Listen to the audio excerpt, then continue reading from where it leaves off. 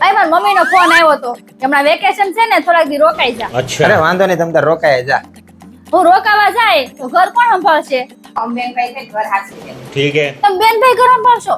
અરે હા, અમે બેન ભાઈ છે ને, ઉપાધિ શું કરશો? ઘર હાસવી લેવું તમ તારે. ठीक है પાક્કું તમે બેનભાઈ ઘર સંભાળી લેવો ને તો જ હું મારા પિયર જાઉં.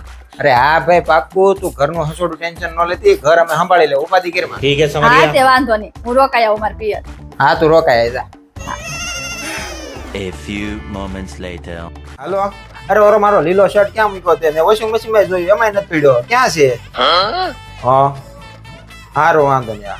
અરે ના ના, તમ તાર નિરાતે રહેતું. હા હા, એ સંભાળી લેવું. હા હાલો ભાભી, ચા બનાવવાની છે, ખાંડ કેમ મૂકી? હાલો ભાભી, ખાંડ તો મળી ગઈ પણ આદુ ક્યાં છે?